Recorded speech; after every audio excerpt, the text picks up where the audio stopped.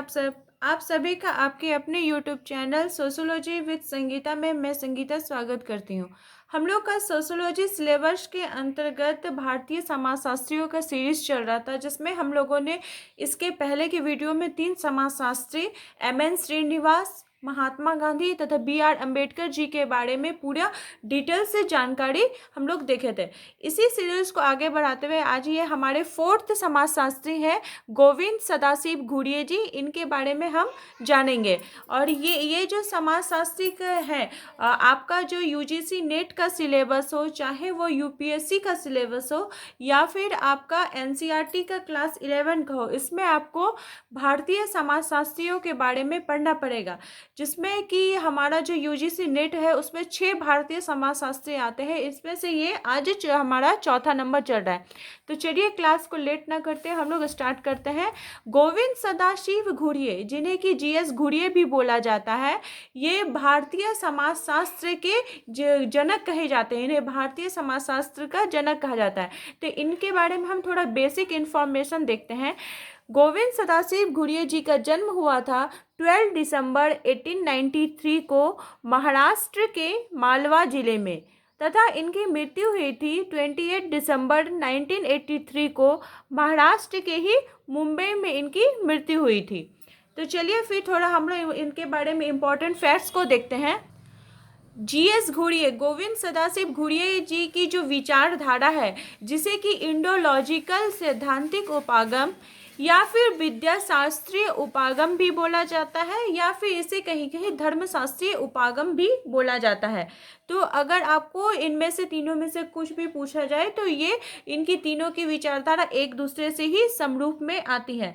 और इनकी जो विचारधारा है वह पूर्णतः किस पर आधारित है? जाति व्यवस्था। भारतीय समाज के जब इन्होंने अध्ययन किया तो यहाँ की जो ऐतिहासिक पृष्ठभूमि थी या फिर यहाँ की जो राजनीतिक सैद्धांतिक पृष्ठभूमि थी, इसके अध्ययन के फलस्वरूप इन्होंने जाति व्यवस्था का पूर्ण रूपेण अध्ययन किया है। जाति व्यवस्था का भी इन्हें जनक कहा जाता है। जाति व्यवस्था का प्रसार में इनका बहुत ही ज़्यादा हाथ है। तो चलिए हम लोग सेकंड पॉइंट को देखते हैं कि जीएस घुरिये को, जैसा कि मैंने आपको पहले ही बताया कि भारतीय समाजशास्त्र का क्या कहा जाता है, जनक भी कहा जाता है।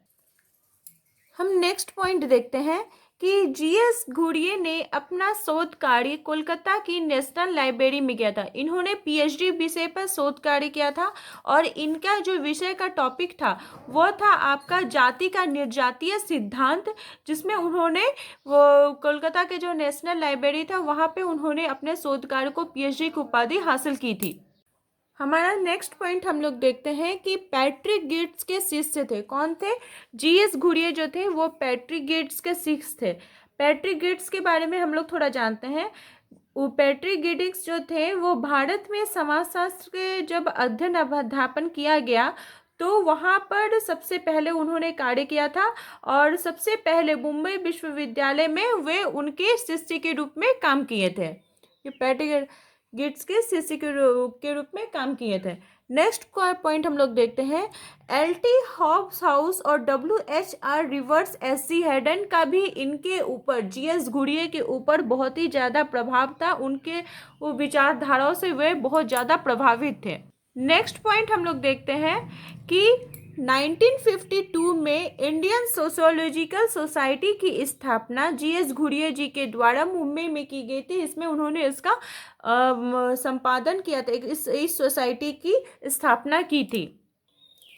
हमारा नेक्स्ट पॉइंट देखते हैं कि प्रथम समाजशास्त्रीय जो पत्रिका थी, समाजशास्त्र के ऊपर जो पत्रिका फर्स्ट प्रकाशित हुई थी, जिसका कि नाम था सोशियोलॉजिकल बुलेटिन, इसकी रचना 1951 में की गई थी और इसके प्रधान संपादक के रूप में भी जीएस घुरिये जी कार्य किए थे। जीएस घुरिये की जो विचारधारा थी, विद्याशास्त्री जो उनका उपागम था, जिसके अंतर्गत उन्होंने बताया था कि जाति क्या है, एक जटिल अवधारणा है। जाति के विषय में उन्होंने बताया था कि जाति क्या है, एक जटिल अवधारणा है, और जाति जो है वो मनुष्यों का विभाजन करती है, मनुष्यों के वर्गों का वो जाति प्रथा के अंतर्गत ही विभाजन संभव हो पाता है। नेक्स्ट पॉइंट में हम लोग देखते हैं कि मनुष्य भारत में जो जितनी भी जनजातियां थी, अनुसूचित जनजातियां थी, उनकी टोटल संख्या उन्होंने कितनी बताई है, 212। जीएस घुरिये के अनुसार अनुसूचित जनजातियों की संख्या कितनी थी, 212। नेक्स्ट पॉइंट हम लोग देखते हैं कि महाराष्ट्र की कोली जनजाति का जब उन्होंने अध्ययन किया तो इसके अध्ययन के फलस्वरूप उन्होंने जाति व्यवस्था की एक परिभाषा दी। वो परिभाषा क्या थे कि भारतीय जो जनजातियों की जो स्थिति है वो क्या है, हिंदुओं के पिछड़े दलित वर्ग जैसी ही है। उन्होंने बताया था कि भारत के अंतर्गत जो जनजातियां विद्यमान है वे भी हिंदू वर्ग के लोगों की ही है, लेकिन क्या है कि वे थोड़े उनसे पिछड़ गए हैं, थोड़े उनसे मतलब पीछे चल रहे हैं, जिसके कारण उन्हें दलित वर्ग के अंतर्गत रखा गया है। और इस जो दलित वर्ग हुआ या जनजाति का जो वर्णन हुआ, इसमें उन्होंने मुख्य इसका आधार बताया है भाषा को। इसका मुख्य आधार उन्होंने क्या बताया है कि भाषा के आधार पर हम लोग जाति तथा जनजाति की जो अध्ययन विधि है या फिर इसका जो वर्गीकरण है, इस पे हम लोग भाषा के आधार पर कर सकते हैं। हमारा नेक्स्ट पॉइंट देखते हैं कि आत्मसात की नीति। महाराष्ट्र की जब कोली जनजाति का जीएस घुरिये जी ने अध्ययन किया तो इसके फलस्वरूप उन्होंने एक नीति उन्होंने बनाई जिसे कहा जाता है आत्मसात की नीति या पॉलिसी ऑफ एसिमिलेशन, इसका इंग्लिश में बोला जाता है। इसके अंतर्गत उन्होंने बताया कि लोली कांड गांव जो कि महाराष्ट्र के अंतर्गत आता है, इसमें उन्होंने इसका अध्ययन किया और वहां पे पाया कि ग्रामीण शहरीकरण का मुख्य कारण गांव का स्थानीय आवश्यकता को मारना है।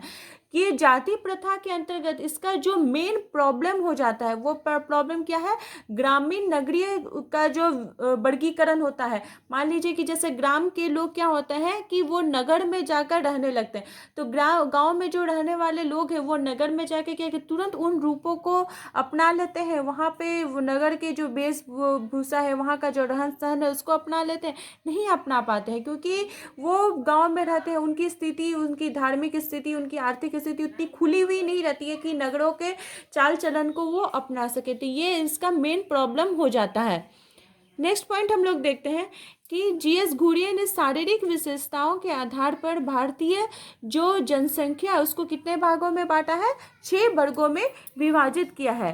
भारतीय जो जनजातियों की जो विशेषता है या फिर पूरी भारत की जो जनसंख्या है उसको 6 वर्गों में इन्होंने बांटा है। वे 6 वर्ग कौन कौन से हैं, इंडो, आर्य, अनार्य, पूर्व द्रविड़, मुंडा तथा मंगोलियन। तो इनका जो उन्होंने वर्गीकरण किया है, इसके उन्होंने इसको मतलब अलग अलग रूपों में बांटा है, अलग अलग जैसे जैसे मंगोलियाड हुए, ऑस्ट्रेलियाड हुए, तो इसमें क्या होता है किसी का सिर चौड़ा, किसी की नाक चौड़ी, किसी का कद छोटा, इस प्रकार से वर्गीकरण जो होता है उसको आधार बताया है। हमारे नेक्स्ट पॉइंट देखते हैं कि इनकी एक बुक थी इंडियन साधुज, जो कि किसके ऊपर थी, भारतीय साधुओं के अध्ययन कर मत दिया। इन्होंने क्या सा मत दिया था कि सन्यास, जो साधु संत जो महात्मा है वो क्या है, भूतकाल का अवशेष मात्र नहीं है कि वो भूतकाल में प्राचीन काल में सन्यासी या धर्म के लोग रहते थे, बल्कि ये हिंदू धर्म का प्राणभूत तत्व है। ये सन्यासी, ये धर्म, ये क्या है कि जो हिंदू की जो जाति व्यवस्था है इसका मूल आधार इस किताब के अंतर्गत उन्होंने वर्णन किया था। हमारा नेक्स्ट पॉइंट देखते हैं कि जीएस घुरिये जी का जो विद्या शास्त्रीय उपागम या धर्म शास्त्रीय उपागम है वो किस पर आधारित है, तो उन्होंने धर्म ग्रंथों को इसका मुख्य आधार माना है। उनके अनुसार अध्ययन का ऐसा तरीका जो भारतीय सामाजिक व्यवस्था का अध्ययन करे उसे हिंदू धर्मशास्त्रों के अनुसार वो करता हो। तो इसके अंतर्गत उन्होंने परिभाषा देते हुए बताया, उदाहरण देते हुए बताया है कि जैसे ऋग्वेद हुआ, पुराण हुआ, उपनिषद हुआ, तो इसमें प्राचीन काल से ही हमारे, जैसे हम लोग को पता है कि हमारे सबसे प्राचीन वेद कौन सा है, ऋग्वेद है। तो इस वेद में ही आपको जब 10वें सूत्र को आप पढ़िएगा तो उसमें लिखा हुआ है जाति का वर्ण व्यवस्था का वर्णन उसमें किया हुआ है, जिसके अंतर्गत उन्होंने ऋग्वेद में बताया गया है कि जो ये जाति व्यवस्था ये प्राचीन काल से चली आ रही है और इसमें ये जाति का उत्पत्ति कैसे हुआ, तो ये ब्राह्मण जो का उत्पत्ति या वैश्य का उत्पत्ति, शूद्र का, क्षत्रिय का, तो इसमें गीता ऋग्वेद में बोला गया है कि ब्रह्मा के मुख से ब्राह्मण का जन्म हुआ है, ब्रह्मा के बाजू से क्षत्रिय का, ब्रह्मा जी के उदर से वैश्य का, और पैर से, चरण से शूद्र का उदय हुआ है। तो ये पहले की जो तीन जातियां हैं या तीन वर्ग है, ब्राह्मण, वैश्य और आपका क्षत्रिय, तो ये तीनों प्राचीन काल से ही चली आ रही है। इनका सेवा करने के लिए फिर शूद्र का फिर जन्म हुआ है, और यही वर्णन आपका भगवत गीता में भी है, जिसमें जीएस घुरिया जी ने इसे भी साथ में लिया है और बताया है कि गीता में भी, भगवत गीता में भी लिखा हुआ है।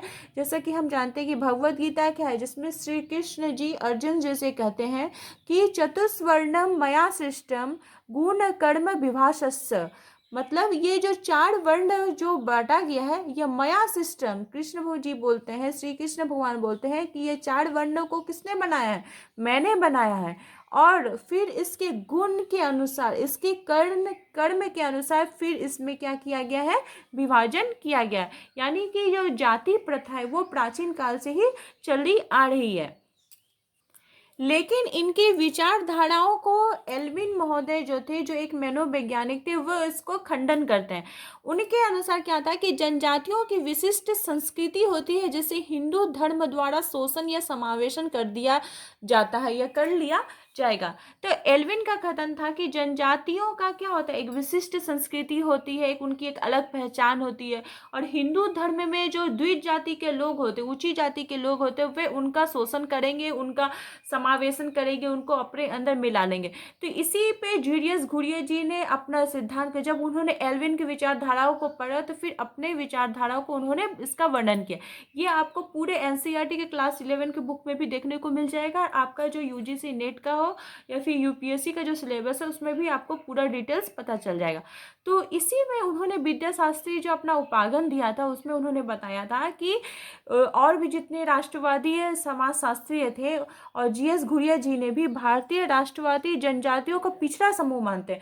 जीएस घुरिया के अनुसार जनजाति समूह के जो लोग हैं वे अलग नहीं है, वो हिंदू जाति के ही लोग हैं, लेकिन क्या है, वे थोड़े उनसे पीछे हो गए हैं। किस पे हो गए हैं, तो भाषा के आधार पर हो गए या फिर किसी दूसरे आधार पर। इसी को आगे बढ़ाते हुए जीएस घुरिया जी ने एक परिभाषा दी है कि जाति के उद्भव के बारे में जीएस घुरिया लिखते हैं कि जाति प्रणाली जो है वो इंडो आर्यन संस्कृति कि ब्राह्मण का शिशु है, जिसका लालन पालन गंगा के मैदान में हुआ है, और वहां से इसे देश के अन्य भागों में ले जाया गया है। तो हम देखते हैं कि अगर आप जाति प्रथा के बारे में भी बोला जाए या जीएस घुरिया की भी बात किया जाए, तो उत्तरी भारत में हमें यह संस्करण तो देखने को मिलता है, ये अलग अलग स्वरूप देखने को जाति का मिलता है। लेकिन जब आप दक्षिणी भारत की तरफ जाएंगे तो वहाँ पर आपको जाति की उतनी विविधता देखने को नहीं मिलेगी। तो फिर इसी में उन्होंने बताया था कि जाति प्रणाली क्या है, वो एक इंडो आर्यन संस्कृति है, जो कि ब्राह्मण का ही शिशु है, लेकिन उसका लालन पालन हो सकता है कि गंगा के उत्तरी मैदानों में हो, फिर बाद में कहीं और भी चला गया। जैसे इसको हम एक उदाहरण के स्वरूप में हम समझ सकते हैं कि दुर्गा पूजा बोलने से क्या होता है, सब दिमाग में आता है कि ये बंगाली लोग का ही पर्व होगा। लेकिन क्या आप देखें, ये अभी मुंबई में भी मनाया जाता है, दिल्ली में भी मनाया जाता है। कलकत्ता जाइएगा जो कि पूरा तरह से बंगाली का एरिया है, वहाँ पे आपको छठ पूजा देखने को मिलेगा, जो कि क्या क्या है, अगर जगह विशेष के रूप में बोला जाए तो वो बिहार यूपी का पर्व है। लेकिन आपको छठ पूजा फिर आपको कलकत्ता में भी देखने को मिलेगी, दुर्गा पूजा आपको बिहार में भी देखने को मिलेगी। तो क्या हुआ है कि इसमें क्या होता है कि एक जाति के लोग दूसरी जगह पे जाते हैं, फिर अपना धर्म का, अपना जो उनका संस्कृति है उसका प्रचार प्रसार करते हैं। तो ये जो प्रक्रिया है ये चलती आ रही है। हमारा नेक्स्ट पॉइंट देखते हैं कि जाति में परिवर्तन के संदर्भ में प्रोफेसर जीएस घुरिये ने 3 प्रमुख विचारधाराओं का उल्लेख किया है। उनकी 3 विचारधाराएं कौन कौन सी थी? गांधीवादी विचारधारा, सम्मिश्रण विचारधारा और जाति की समाप्ति संबंधी विचारधारा। इन 3 विचारधाराओं का भी उन्होंने वर्णन किया था। प्रोफेसर जीएस घुरिये ने, हमारा नेक्स्ट पॉइंट में हम लोग देखते हैं, उन्होंने जाति की जो 6 प्रमुख विशेषताओं का वर्णन किया था। वो 6 विशेषताएं कौन कौन सी थी?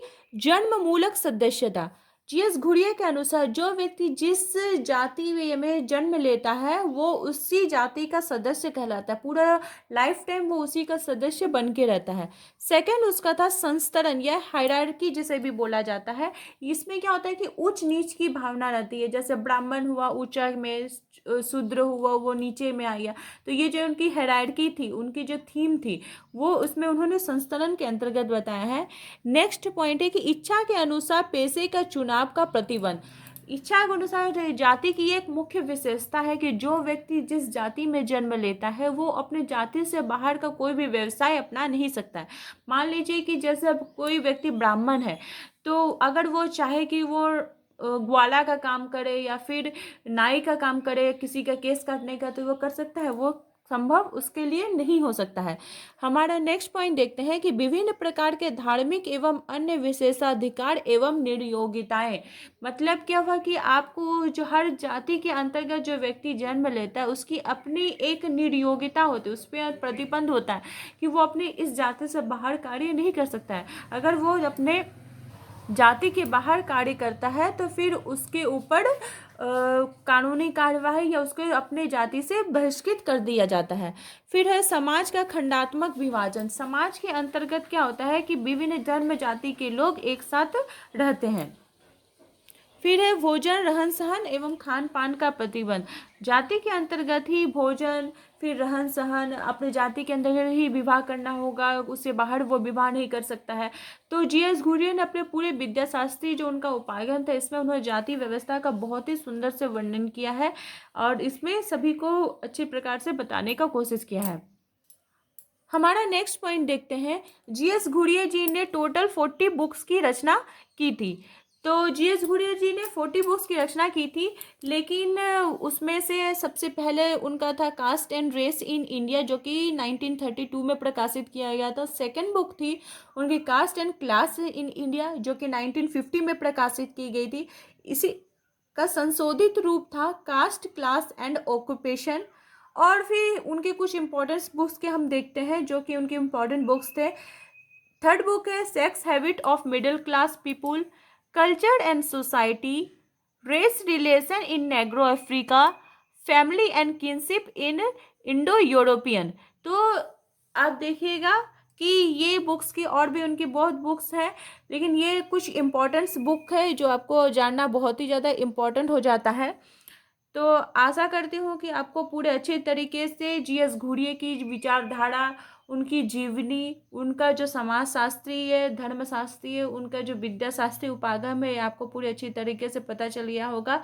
और मेरे चैनल के साथ बने रहिए। अगर आपको ये वीडियो पसंद आई है तो इसे ज़रूर से लाइक करिए, अपने फ्रेंड्स तक ज़्यादा से ज़्यादा शेयर करें, मेरे चैनल को सब्सक्राइब करें जिससे कि मेरे आने वाले नेक्स्ट वीडियो की नोटिफिकेशन आप तक पहुंच जाए। मेरे चैनल के साथ बने रहने के लिए आप सभी का थैंक यू।